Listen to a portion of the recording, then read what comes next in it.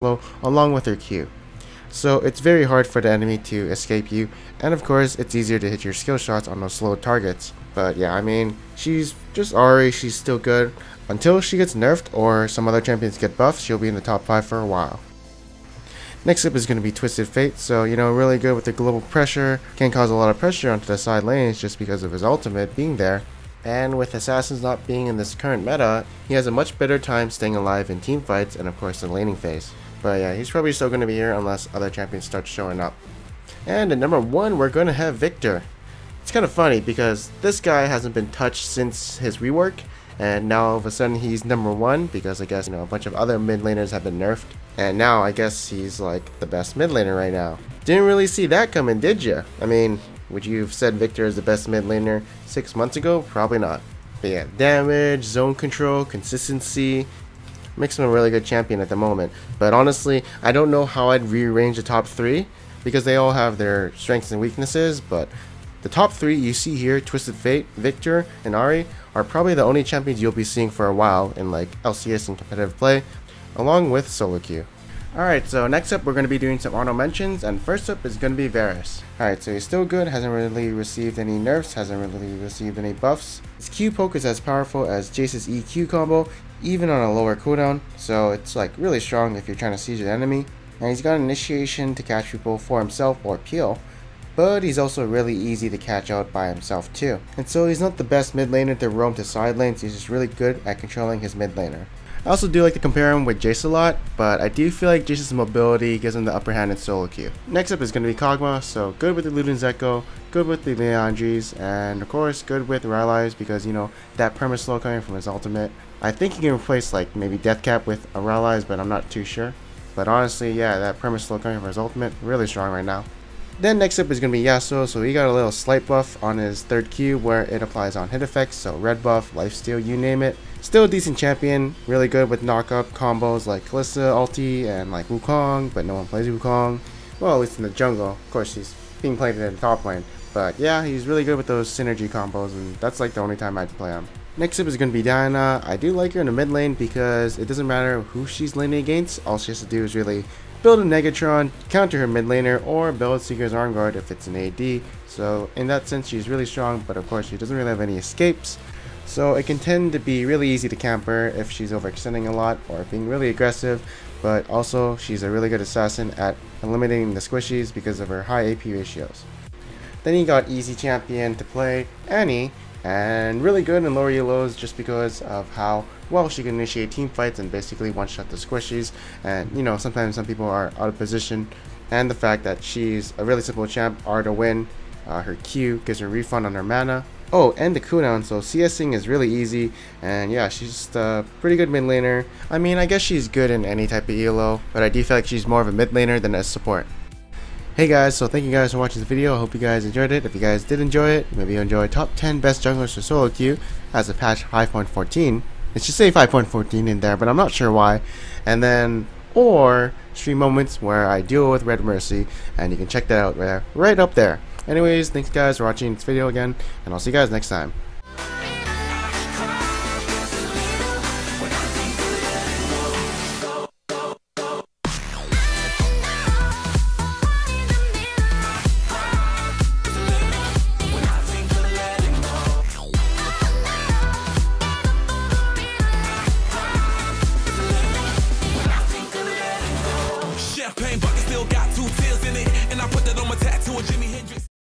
Hey guys, what's going on? This is Pants R Dragon, and today we're doing the top 5 best champions for top lane in solo queue.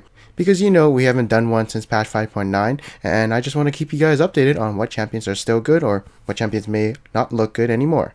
But hey, that was a while ago, so I should probably update this list by now, right? So yeah, and also there have been some new champions popping up in solo queue, some champions you might not even think would be in the top lane, and Leandries has been buffed, which means Rumble gets buffed too. And with all that being said, let's get started.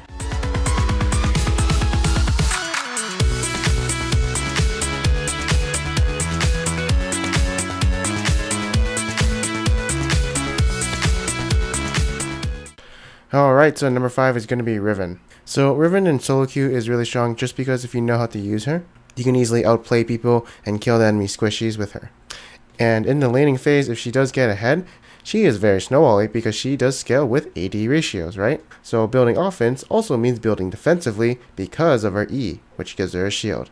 Also, her mobility is really strong, so she can get away easily from enemies and chase them down too. This also means she can roam down from top lane to the middle lane and kill that middle laner. I mean, I've had that happen to me too, and it's kind of annoying.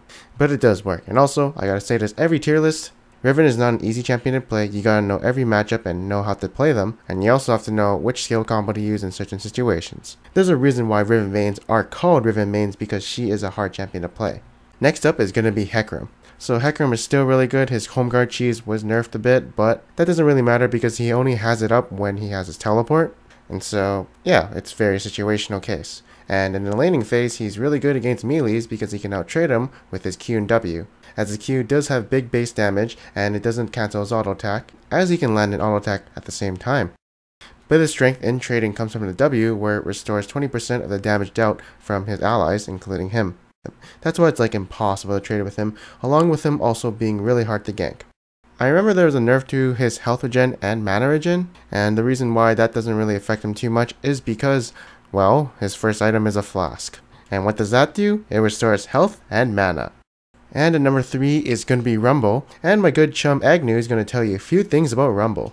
Hey guys, what's up? AJ here, and I'm going to be going over some things for Rumble since he's one of the high tier champions this patch. So in this patch, Landry's got a pretty big buff, and Rumble being one of the meta champions at this current moment becomes even better. A lot of people suspected Rylai's being good on him again because of the recent buffs. However, in all honesty, if people weren't using it before, they're not going to be using it now. People were probably hyped about the Q having a potential 40% slow. However, that's not the case, and it only applies to 20% slow, since it's been tested, and with his ultimate and E combo already applying about a 35% slow, it's not really needed to buy Rylai's, as the stats to Rylai's weren't buffed. But let's talk about Rumble the champion itself, and first off his ultimate, probably the game-changing skill since it relies completely on how the Rumble player uses it, as it can be used in conjunction with someone else's initiation for massive wombo combo damage. Or, if the enemy is in the jungle, they basically lose since they have to walk through narrow passages. The best part about this ultimate is that its base damage is really strong, so even if Rumble falls behind in lane, he can always come back, get some levels, and has great synergy with Leandry's Torment along with his E, and can provide great zoning potential, especially if you can split the enemy team in half. Although of course a bad Rumble ult could be, well, not very impactful and a total dud, he also falls off late game as a top laner since he's not really a tank, he's a short range AP mage. Other than that, he's probably going to be really strong with the new buffed Leandry's Torment. Fucking good work, Aggie. I couldn't have said it better myself, and so that deserves a round of applause. Agnew, give it your stamp of approval. But next at number 2 is going to be someone more OP than Futurama, and that's going to be Aurelia. Alright, so true damage, which scales really good into the mid game and can destroy squishies, just based off her levels. Kinda tanky because she has her R and W to restore her health, gets a huge power strike when she gets Eternity Force, and in my opinion the most broken thing about her is her Equilibrium Strike, a 2-second stun on an 8-second cooldown. And what other champion has that? Oh yeah, Twisted Fate, but he's kinda different since he's not really an assassin. He's just really good at making picks, while Aurelia can flash EU and basically kill you if you are squishy. And I think all she really needs is a Triforce to do that. And next up at the top of the food chain is going to be Ryze. Alright, so the nerfs to his W where now he can't permaroot anymore. Well, technically it's still there, but you have a short window now to get out of the chain of rune prisons. And they also nerfed the duration of how long he can stay supercharged to 5 seconds instead of 6. Well, actually 2.5, but you gotta put points in Q now to get it to 5. And they also reduced the stack duration so he won't hold on to his passive to zone the enemy potentially in lane. And that's going to be from 12 seconds to 10 seconds. And now here is probably where Riot fucked up. So when you're supercharged and you're casting a bunch of spells, instead of having a little cooldown cap where it goes to 0.25 seconds, it's now not even there. Which means you can cast your spells faster, which also means your damage per second goes up. And they also buff Q's damage going from 185 to 200. And this is his main skill now that's going to harass enemy and do a bunch of damage. Since his combo is usually like WQ, EQ, R, you get the idea. It's a spell that'll always come in between your other spells. So yeah, in this patch he's probably a champion you don't want to see on the other team. So you want to ban him or pick him.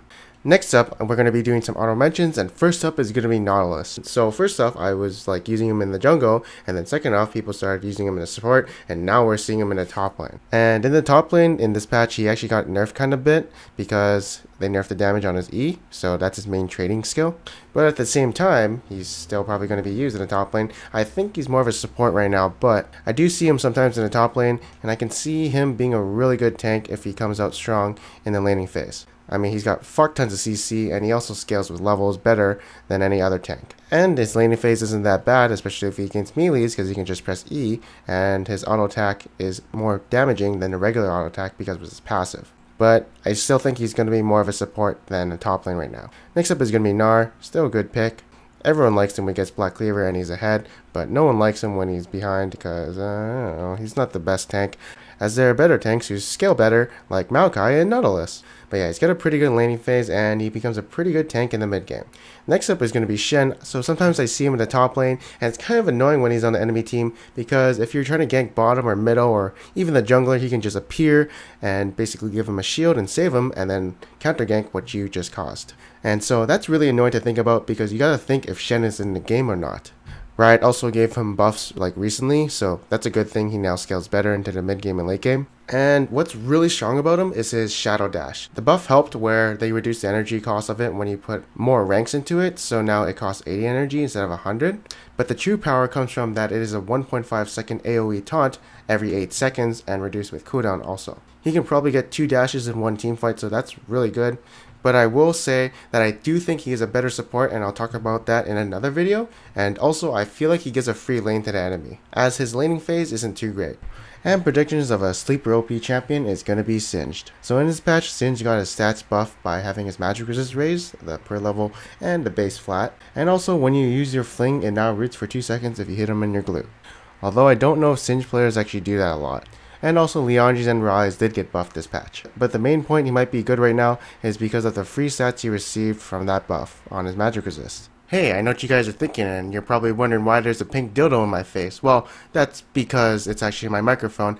And anyways, thank you guys for watching this video. I hope you guys enjoyed it. Big thanks to Aggie for helping me out with this video. You can check out his channel right up there. And again, if you want to see another tier list, the AD carry tier list is going to be right up there. The next tier list is actually going to be jungle, and I might do support, but I'm not sure. But I think I might. Anyway, so thank you guys again, and I'll see you guys next time. I'm Orion, breezy. Yo, chick, what's that on that beat? Yo. If your chick come close to me, she ain't going home when she supposed to be. I'm getting money like I'm supposed to be. I'm getting money like I'm supposed to be.